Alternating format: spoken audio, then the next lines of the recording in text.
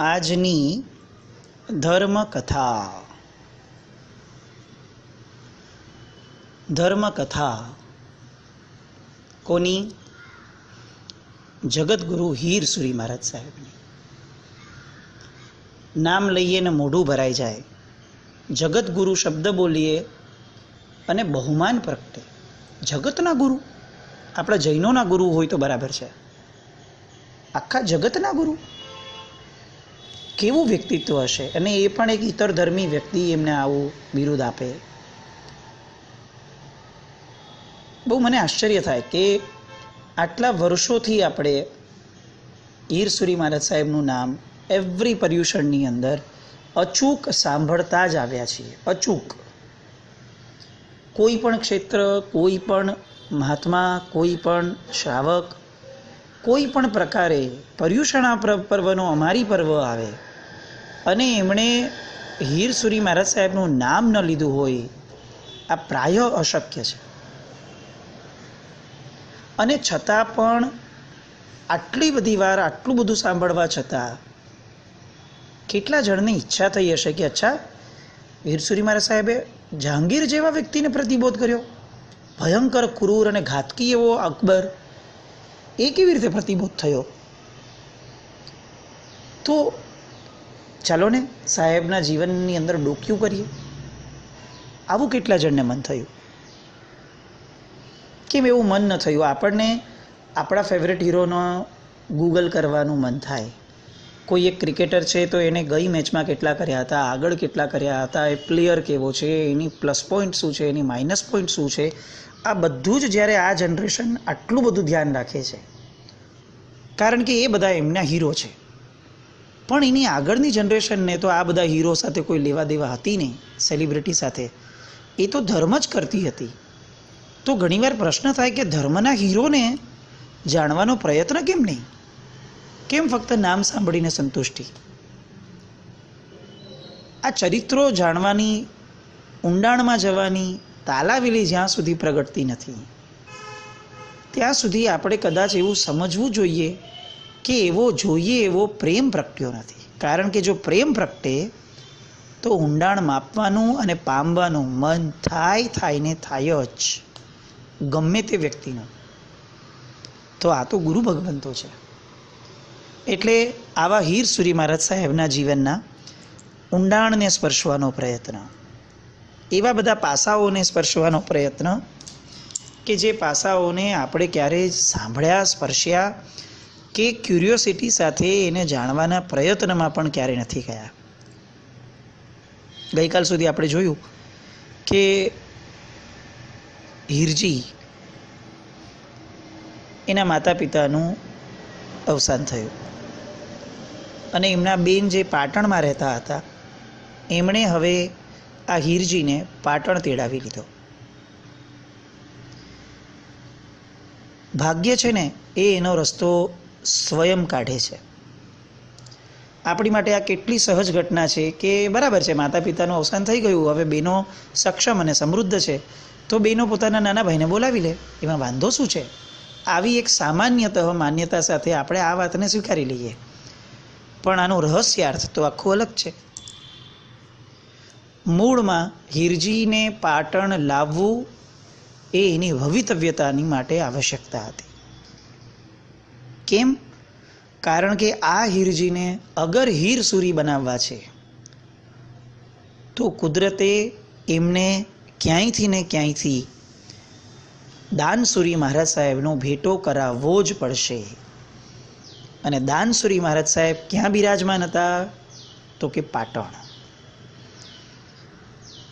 બહુ સ્પષ્ટપણે દેખાતી ઘટનામાં પણ પાછળ જરાક ઊંડાણમાં જતાં ખબર પડે કે મૂળ આશય કુદરતનો આખો અલગ હતો. વ્યવહારથી દેખાતું સત્ય એ ક્યારે પણ અંતિમ સત્ય નથી હોતું. જ્યાં સુધી પ્રસંગની ઊંડાણમાં નથી જતા ત્યાં સુધી એનું અંતિમ સત્ય આપણને પ્રાપ્ત જ નથી થતું. અને એટલે જ સુખેથી સંસારમાં જીવવા માટે પણ પ્રભુએ કીધું કે દોસ્ત, તને સમ્યક દર્શન થવું જરૂરી છે. પ્રશ્ન થાય કે મોક્ષ માર્ગ માટે સમ્યક દર્શન જરૂરી છે એવું બોલવું જોઈએ. સુખેથી સંસારમાં જીવવા માટે સમ્યક દર્શન કેમ જરૂરી છે? તો કે એટલા માટે કારણ કે જે નાના નાના પ્રસંગોમાં તને સુખ દુઃખની લાગણીઓ થઈ જાય છે, તું લેવાઈ જાય છે, તું રોકકડ કરે છે, તું એકદમ નશામાં આવી જાય છે, આ બધાને બેલેન્સિંગ નહીં કર તો દોસ્ત તને જીવવાની મજા નહીં આવે. અને જો બેલેન્સિંગ કરવું હશે તો તારામાં પ્રસંગોને આરપાર જોવાની વેધક દ્રષ્ટિ જોઈશે, તો તું એ પ્રસંગને ન્યાય આપી શકીશ. અને એ વેધક દ્રષ્ટિ એટલે જ સમ્યક દ્રષ્ટિ. એટલે આપણે સંસારમાં પણ અગર સુખેથી જીવવું છે તો પણ પરમાત્માના શાસનનું સમ્યક દર્શન, કે જે નવ તત્વોની શ્રદ્ધા, નવ તત્વોની સમજણ અને નવ તત્વોની અનુભૂતિથી પ્રાપ્ત થાય છે, એને સમજવું અતિ આવશ્યક છે. પ્રભુનો ધર્મ એ ફક્ત મોક્ષ માર્ગ માટે ન હોય. આ ધર્મ, અર્થ, કામ અને મોક્ષ અને પુરુષાર્થ, 4 પુરુષાર્થની આખી સંસ્કૃતિ છે. એટલે એમાં ધર્મ શરૂઆત કરે, મોક્ષ અંત આપે, પણ એ વચ્ચે અર્થ અને કામ એ ધર્મપૂર્વક ના હોય. આપણે પરમાત્માના શાસનને જે રિસ્ટ્રિક્ટેડ બનાવી દીધું, કે જે દેરાસરને ઉપાશ્રયમાં જ હોય, એ આપણી સંસ્કૃતિ નથી. અહીંયા અમારો ધર્મ પણ ધર્મ, અર્થ પણ ધર્મ, કામ પણ ધર્મ, બધું જ ધર્મ હશે. એટલે હીરસુરી મહારાજ સાહેબ પાટણ પધાર્યા હીરજી સ્વરૂપે. દાનસુરી મહારાજ સાહેબને વંદન કરવા જતાં વ્યાખ્યાન શ્રવણ વગેરે થતું અને ઉપાશ્રય આવવા જવાનું થયું. અને એના કારણે દાનસુરી મહારાજ સાહેબનો જો ઉપદેશ છે એ ઉપદેશે આ હીરજીના કોમળ હૃદયની પાટી ઉપર એટલી બધી જબરદસ્ત અસર કરી કે હીરજીને હવે સંયમ સ્વીકારનો ભાવ પ્રગટ્યો. જો વૈરાગ્ય 2 રીતે થાય છે. એક સંસાર અસાર લાગે એટલે, અને બીજું સંયમ જ સાર લાગે એટલે. આમ જોવા જઈએ તો બેવ એક લાગે, પણ બેવની આખીને આખી માત્રા અને બેવના વેઝ આખા અલગ છે. અહીંયા આ હીરજીને સંસાર અસાર લાગ્યો છે અને સંયમનો સ્વીકાર કરવો છે એવી વાત નથી. અહીંયા હીરજીને સંયમ એ જ સાર રૂપ લાગ્યો છે. આ જ એવું જીવન છે કે જે જીવનની મજા છે, જીવનનો આનંદ છે. આ જ એવું જીવન છે કે જે જીવનની અંદર લોકોની સાથે મારી પણ સેફટી અને સિક્યોરિટી છે. આ જ એવું જીવન છે કે જે જીવનની અંદર લોજિકલી કંઈક મિનિંગફુલનેસ છે. અને એના કારણે એમને આ ચારિત્ર ધર્મ પ્રત્યેનો એટલો બધો સદભાવ વધ્યો કે એમને દીક્ષા લેવાનું મન થયું. અવસર જોઈ અને બેનને વાત કરી. બેનના મનમાં પણ પરમાત્માનું શાસન વસેલું હતું, પણ છતાં પણ સહજપણે એમણે નિષેધ પણ ન કર્યો અને હા પણ ન પાડી. પ્રાણી માત્રના કલ્યાણની કેટલી ઊંચી હદ એ આ દીક્ષાનું જીવન છે એવું આ હીરજીએ બહેન અને પરિવારજનોના મગજમાં ઠસાવ્યું. અને એ બધાના અંતે એવું શુભ ફળ નિષ્પન્ન થયું કે 13 વર્ષની ઉંમરે વિક્રમ સંવત 1596 કારતક વદ બીજના સોમવારના દિવસે આ હીરજીએ દીક્ષા લીધી, પ્રવજ્યા ગ્રહણ કરી.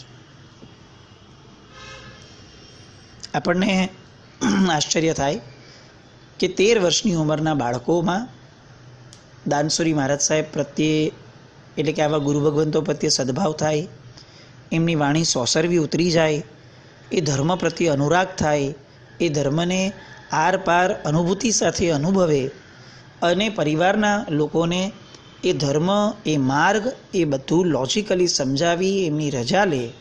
આવું બધું 13 વર્ષની ઉંમરની અંદર એ સમયે હીરજી આવું પરાક્રમ કરી શક્યા હતા. હીરજીની દીક્ષા થઈ અને એનું નામ પડ્યું હીર હર્ષ વિજય. ધીરે ધીરે આ હીર હર્ષ વિજયજી એમણે શાસ્ત્રના અભ્યાસની અંદર પ્રવીણતા પ્રાપ્ત કરવા લાગી. ઇતિહાસ એવું લખે છે કે હીર હર્ષ વિજયની દીક્ષા એકલાની નહોતી થઈ. એ સમયે 8 આત્માઓએ એક સાથે દીક્ષા લીધી હતી. હવે ગુરુએ એમની પ્રગતિ જોઈ, એમનો શાસ્ત્ર અભ્યાસ જોઈ, એમનું ઊંડાણ પામવાની તાલાવેલી જોઈ અને એમને હવે ઈચ્છા પ્રગટ થઈ ગુરુને કે મારે એને ન્યાયશાસ્ત્રની અંદર પ્રવીણ બનાવવો છે. અત્યારે જેમ ન્યાયશાસ્ત્ર માટે બંગાળ અથવા કાશી મોકલવાની હંમેશા વાતો ચાલતી છે, એ સમયે એવું ન હતું. એ સમયે દક્ષિણને એટલે કે સાઉથને વિદ્યાથી બહુ પ્રચુર માનવામાં આવતું. આમ પણ સાઉથ એ આજે એવું આપણું ભૂલાયેલું ડેસ્ટિનેશન છે કે જે એક જમાનામાં એમ કહી શકાય કે બહુ માઇન્યુટ 5-10% છોડી દો તો બાકીનું આખા સાઉથના બધા જ રાજ્યો, ત્યાંની પ્રજા એ જૈન મતની હતી. નો ડાઉટ દિગંબર અને શ્વેતાંબર આ બંને માન્યતાઓ પ્રિવેલ કરતી હતી, પણ આજે જે હું આ શબ્દ કહું છું કે 90% પ્રજા એ જૈન મતને માનનારી હતી. આ બહુ ગંભીરતા સાથે આપણે વિચારવા જેવું છે કે જે સાઉથની અંદર આજે માછલી, ચિકન આ બધું ઓલમોસ્ટ એક પણ ઘર બચે નહીં એવી રીતે વપરાય છે. એક ક્ષેત્ર એક જમાનામાં જિનાલયોની નગરી હતી, વિદ્યાની એક ખાણ હતી, ત્યાંની વિદ્વત્તા પ્રસિદ્ધ હતી. આજે પણ સાઉથની અંદર તમે એવરી 11 કિલોમીટર્સ એમ કહેવાય છે પુરાતત્વ શાસ્ત્રીઓ દ્વારા કે દર 10-11 કિલોમીટરે અગર તમે જમીન ખોદશો તો તમને કોઈને કોઈ જિનાલયના અંશ મળશે. એ દેખાડે છે કે કેટલા જિનાલયો એ દક્ષિણ ભારતની અંદર હતા.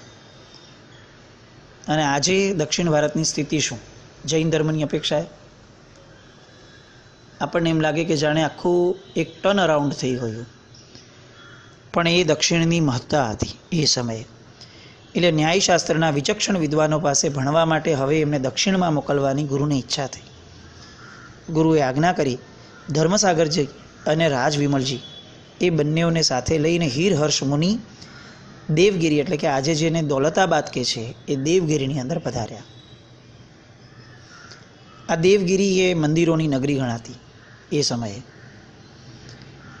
આ દેવગીરીમાં કેટલોક સમય રહી એમને ચિંતામણી વગેરે ન્યાયશાસ્ત્રના કઠિનમાં કઠિન જે ગ્રંથો કહેવાય એનો અભ્યાસ આ હીર હર્ષ વિજયજીએ કર્યો.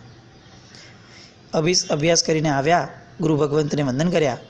એમની શક્તિ અને યોગ્યતા જોઈ અને વિક્રમ સંવત 1607ની અંદર નાડલાઈની અંદર એમને પંડિત પદ આપવામાં આવ્યું.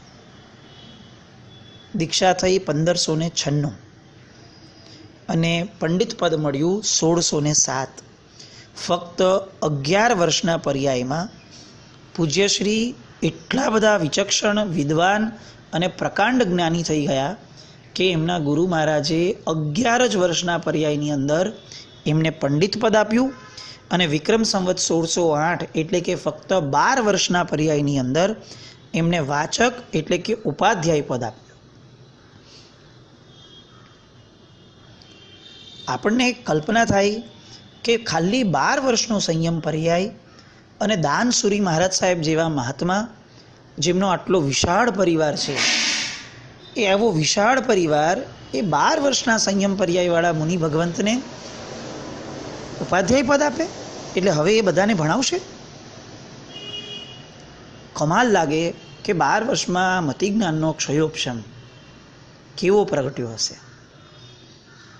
કેટલા બધા મતિજ્ઞાનાવરણીય કર્મો એ નષ્ટ થયા હશે અને પવિત્ર બુદ્ધિ પ્રગટી હશે કે જેના કારણે શુદ્ધ જ્ઞાન એ એમને ફક્ત શીખ્યું નહીં, ગુરુએ એ શુદ્ધ જ્ઞાનને પચેલું જોયું એટલે પદ આપ્યું. કારણ કે પદ ફક્ત માહિતીઓથી કે બુદ્ધિની પ્રકાંડતાથી નથી મળતું, એ મોહની અને ક્ષયોપશમથી મળે છે. એ આ જૈન શાસનની પરંપરા છે. તમને કેટલું જ્ઞાન છે એની અમને કિંમત ઓછી છે, તમને કેટલું જ્ઞાન પચ્યું છે એની કિંમત અમને બહુ જ છે. કારણ કે જ્ઞાનાવરણીયોનો ક્ષયોપશમ એ હજી એકવાર સુલભ છે, પણ મોહનીયનો ક્ષયોપશમ એ અતિ દુર્લભ છે. અને બીજી વ્યક્તિઓને જ્યારે તમારે પ્રેરણા આપવી હોય ત્યારે જ્ઞાનાવરણીયના ક્ષયોપશમથી જે પરિણામ આવે એના કરતાં કંઈક ઘણું ઊંચું પરિણામ મોહનીયના ક્ષયોપશમથી આવે છે. એટલે ગુરુ ભગવંતે 1608ની અંદર વાચક ઉપાધ્યાય પદ આપ્યું અને 2 જ વર્ષમાં વિક્રમ સંવત 1610માં સિરોહીની અંદર મહામહોત્સવ પૂર્વક આ હીર હર્ષ વિજયજીનું આચાર્ય પદનું પ્રદાન કરવામાં આવ્યું એમને, અને ત્યારથી એમનું નામ શ્રી હીર વિજય સુરી એવું રાખવામાં આવ્યું. આચાર્ય પદવી થઈ. ચાંગા મહેતા નામના એક શ્રાવકે આ આખો આચાર્ય પદવીનો લાભ લીધો હતો. હવે તેઓ વિહાર કરી પાછા પાટણ પધાર્યા અને ત્યાં એમનો પાઠ મહોત્સવ થયો. આ પાઠ મહોત્સવની અંદર શેરખાન નામનો સૂબો હતો, એનો મંત્રી ભણસાલી સમરથ, એમણે વિશાળ દ્રવ્ય, વિપુલ દ્રવ્ય વાપર્યું સાહેબજીના પાઠ મહોત્સવમાં, એવો ઉલ્લેખ આવે છે. વિક્રમ સંવત 1622માં પાટણથી 15 માઇલ દૂર વડાવલી ગામની અંદર પૂજ્ય દાનસુરી મહારાજ સાહેબનો કાળધર્મ થયો અને એના કારણે આખા ગચ્છની સાર સંભાળ આદિનો તમામ વહીવટ હવે પૂજ્ય હીર વિજય સુરી મહારાજ સાહેબના માથે આવ્યો. સાહેબ ગચ્છ નાયક બન્યા અને 58મી પાટે બિરાજમાન પણ થયા પરમાત્માના શાસન. હવે સાહેબનું જે ખરું ચરિત્ર શરૂ થાય છે. એ સમય એવો હતો કે જ્યારે સુબાઓ એ બહુ ઘર કરી બેઠેલા, આ મુગલના સુબાઓ, અને એને કોઈ પણ રીતે પ્રજાને હેરાન કરવામાં જ રસ, પૈસા લૂંટવામાં રસ, લોકો હેરાન કેમ થાય એ બધામાં જ રસ.